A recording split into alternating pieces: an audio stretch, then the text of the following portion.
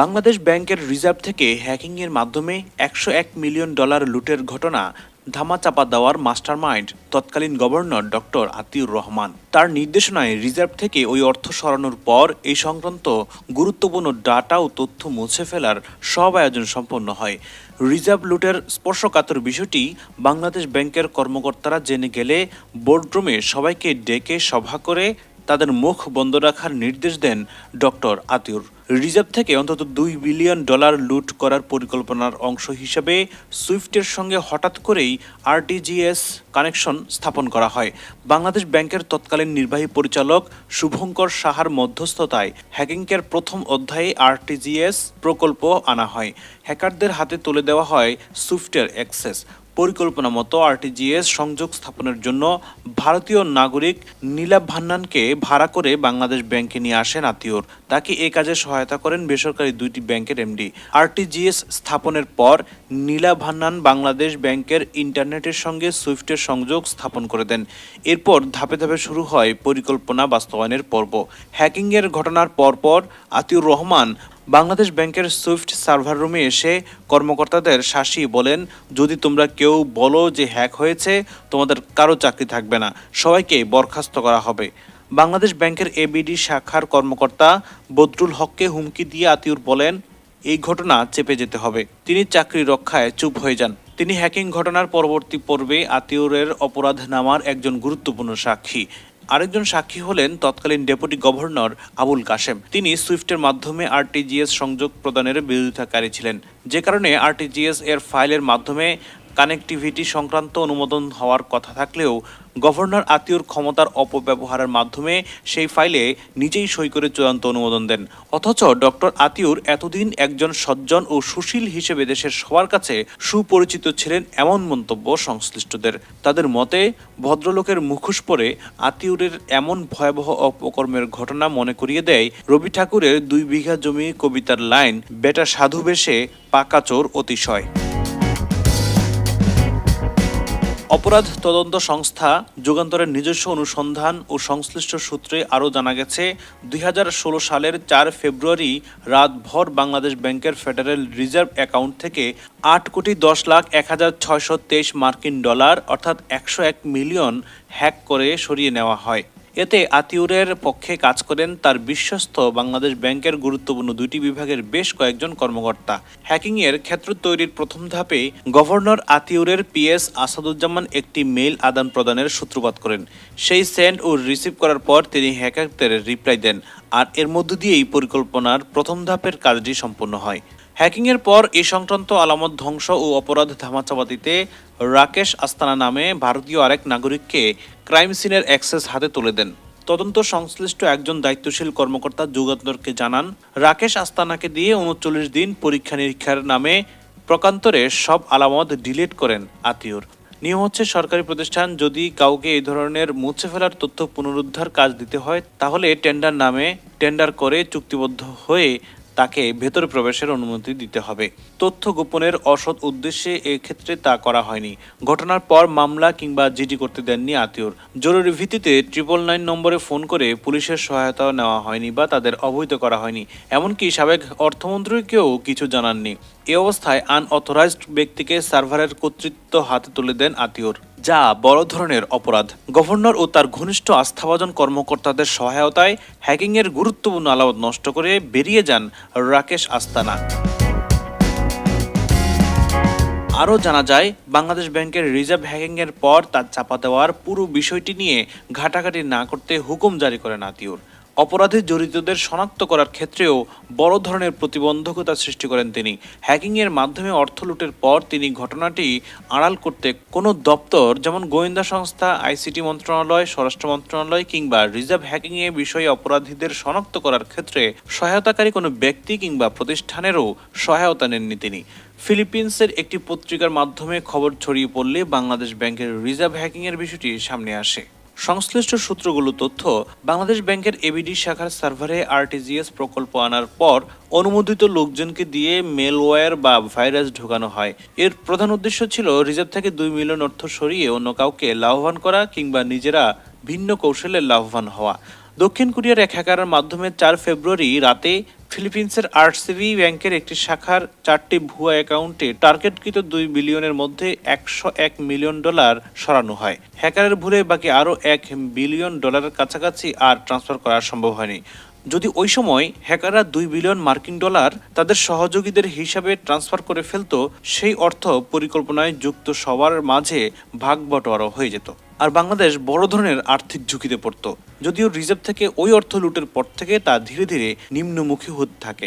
এখন রিজার্ভ অনেকটাই নিম্নমুখী। আতীয় ও তার সিন্ডিকেটের কারণে বাংলাদেশের আর্থিক সক্ষমতার উপর চরম আঘাত আসে। ঘটনার পর মার্কিন গোয়েন্দা সংস্থা এফবিআই আংশিক তদন্ত করেছিল। তদন্ত সংশ্লিষ্টরা তখন জানিয়েছিলেন, রাষ্ট্রীয় পৃষ্ঠপোষকতায় এত বড় হ্যাকিংয়ের ঘটনা ঘটেছে।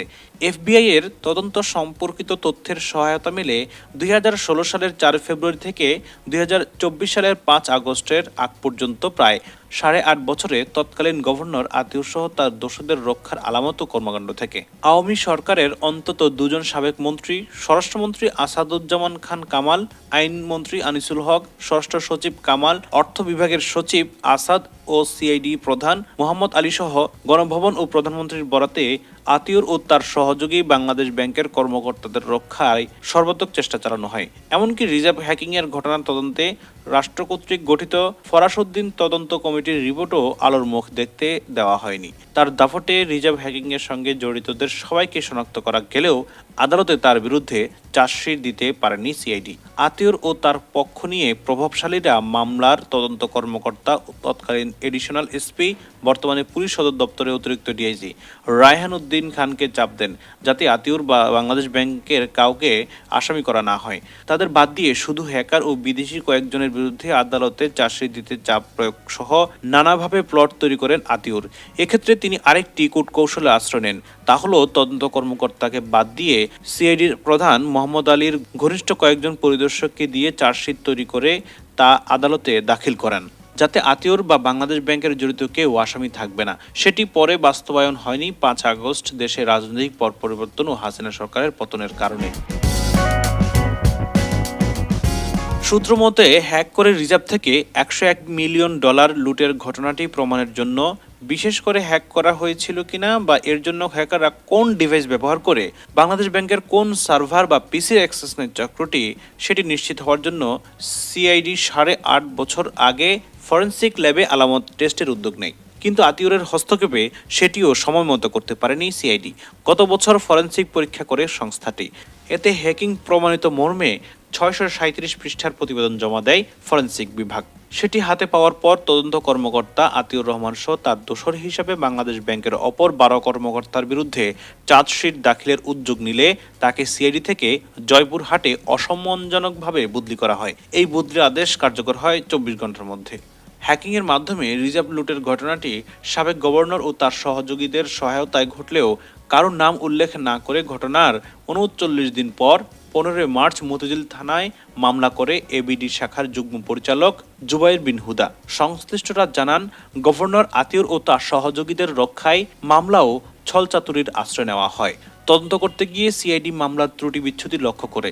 তারা দেখতে পান, আর্থিকভাবে সুবিধা পেতে বাংলাদেশ ব্যাংকের গভর্নরের নেতৃত্বে সিন্ডিকেট সুইফটের সঙ্গে আরটিজিএস এর সংযোগ স্থাপনের মধ্য দিয়ে আন্তর্জাতিক দুর্বৃত্ত ও হ্যাকারদের সঙ্গে অনেক দিন ধরে যোগাযোগ স্থাপন করেছিলেন। এসব অপরাধ দুদকের তফসিলভুক্ত অপরাধ। ফলে দুদকের পক্ষ থেকে সম্প্রতি সিআইডির কাছ থেকে পুরো মামলার ফাইল চেয়ে চিঠি দেওয়া হয়। এতে বলা হয়, দণ্ডবিধির 21 ধারা, 1947 সালের দুর্নীতি প্রতিরোধ আইনের 5-2 ধারা ও ব্যাংক কোম্পানি আইনের প্রযোজ্য ধারায় সরকারি কর্মকর্তা হিসেবে দুদকের তফসিলভুক্ত অপরাধ হিসেবে তদন্ত করার বিষয়ে সিআইডির সহায়তা প্রয়োজন। মামলার নথি দুদকের কাছে হস্তান্তরের অনুরোধ করে দুদক। সিআইডি সূত্রে জানা গেছে, তারা দুদকের চিঠির পরিপ্রেক্ষিতে মামলার নথি সরবরাহ করতে চান, কারণ এই মামলায় জড়িতদের অপরাধ দুদকের নিজস্ব আইনে তদন্তযোগ্য।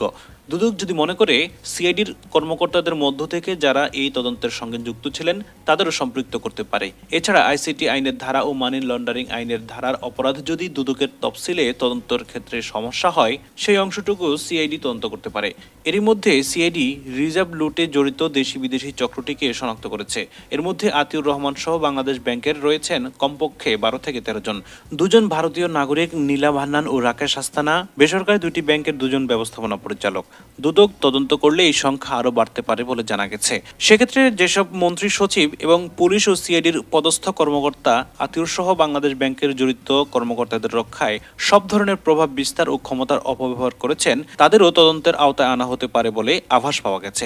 দুদক চেয়ারম্যান ডক্টর এম এ মোমেন জানান তারা এই মামলাটি পুঙ্খানুপুঙ্খ দেখতে চান। রাষ্ট্রের এত বড় আর্থিক দুর্নীতির ঘটনায় কারা জড়িত আইনানুগভাবে সেটিও দেখা দরকার। সিআইডির বর্তমান তদন্ত কর্মকর্তা ইয়াসিনের কাছে আতিউর রহমান সহ জড়িত অপরাধীদের বিষয়ে তদন্তে বাধা প্রদান সহ সর্বশেষ অগ্রগতির বিষয়ে জানতে চাইলে তিনি যুগান্তরকে বলেন তার যতটুকু কাজ ঠিক ততটুকু করার চেষ্টা করেছেন, এর বেশি তিনি কিছু বলতে চাননি। রিজার্ভ লুটের নীল নকশার বিষয়ে জানার জন্য সাবেক গভর্নর আতিউর রহমানের মোবাইল ফোনে যোগাযোগ করা হলেও সংযোগ পাওয়া যায়নি। পরে খোঁজ নিয়ে জানা গেল তিনি 5 আগস্টের পরপরই দেশ ত্যাগ করে চলে যান। এখন তিনি কোন দেশে আছেন তা নিশ্চিত হতে খোঁজ খবর নিচ্ছে তদন্ত সংস্থাগুলো।